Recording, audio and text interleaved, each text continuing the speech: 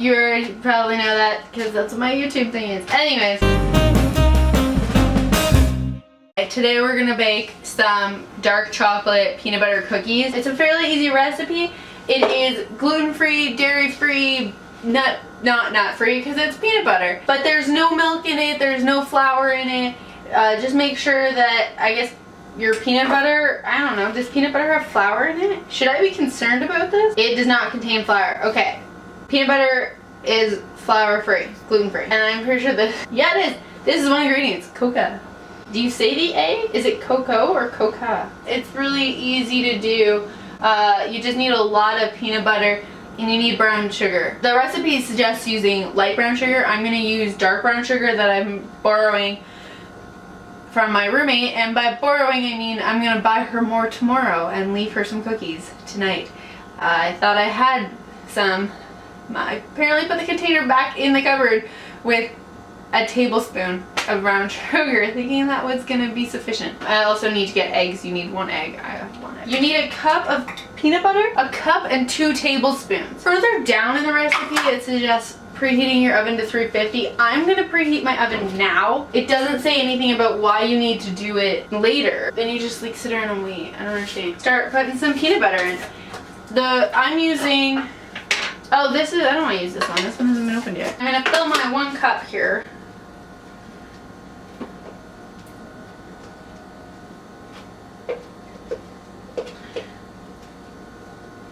Alright, okay. So we have 1 cup. And I'm going to put it in this bowl here.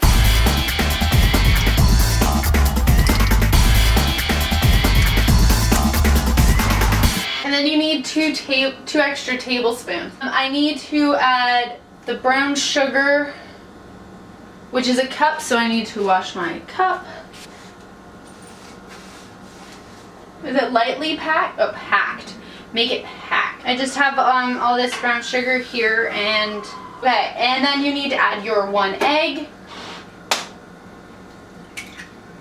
and a tablespoon of vanilla. Let's just wing the vanilla this time. That looks great. Vanilla and beat on high. I haven't added the I don't know what the cocoa butter?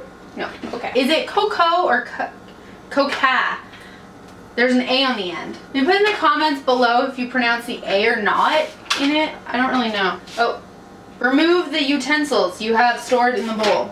Peanut butter, brown sugar, egg, and vanilla, and beat on medium-high.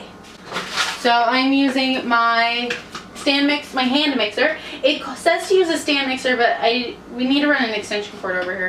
Just scrape all the edges down to mix it back into the middle. Yeah, that looks pretty good. I don't know what it's supposed to look like, but it looks like it might be right. Don't use homemade peanut butter, that tends to be too runny.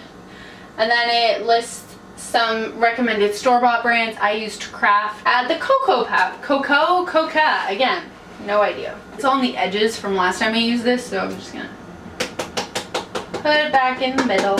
Half a cup of unsweetened, natural, dark cocoa powder. And then add the baking soda.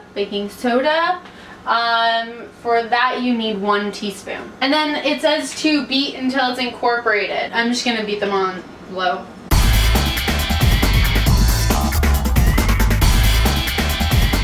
I think that's pretty good. It's good enough. It's good enough. The dough may be a bit crumbly in pieces, and pieces should stick, but pieces should all stick together. On a cooking sheet. I have my cooking sheets here. I pre-cut parchment paper for them. I'm supposed to make 13, which is a baker's dozen, which is different than a normal dozen. Learned that in math class. So I'm just gonna scoop out some equal ones.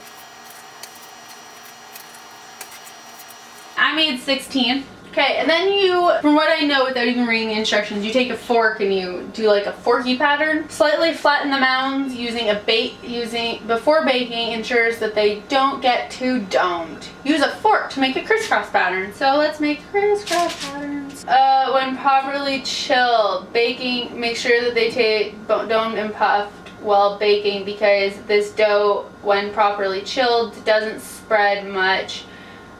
Just don't over flatten. Cover plate with plastic wrap and refrigerate for at least 2 hours or up to 5 days. I'm putting them in the oven now. I don't have time to put them in the oven in the freezer or the fridge for 2 hours. I'm just sticking them in now and we're gonna see what happens. My oven's preheated. I don't know the rules about baking. What does the recipe on the peanut butter container say? Bake for 15 minutes. Cool on baking sheets for 5 minutes. It doesn't say anything about having to freeze them. Okay, she says 8 and then rotate at 4 minutes. I don't know, my camera decided it was done recording. Okay, so I've set a timer for 4 minutes to rotate them halfway through. The first batch is gonna go for 8 minutes and then I'll put the second batch in for 8 minutes and I'll see you when both batches are done. You can't really tell if they're done because they're supposed to be chewy on the inside, and because they're dark you can't really see where the edges are getting burnt. So I just went with it. They're very soft, which I like in cookies. These are delicious. Yep. Yep, I really like these. These are really good. And they're really easy. The recipe will be below. I'm going to condense the step-by-step instruction into what I did. Because their instruction says to put them in the fridge for 2 hours up to 5 days. I didn't even put them in the fridge at all, and they taste great. Yeah, they're really good. They're dairy-free, they're gluten-free. They're delicious. Let me know if you bake them and what you think of them in the comments below. Also, if you have a really awesome peanut butter recipe, doesn't need to be cookies, peanut butter involved in anything makes me happy. You can put that below as well in the comments. That'd be great. I'd love to check out any other recipes involving peanut butter. Peanut butter is amazing. Give this video a thumbs up if you like it. Also, please subscribe if you'd like to see more videos.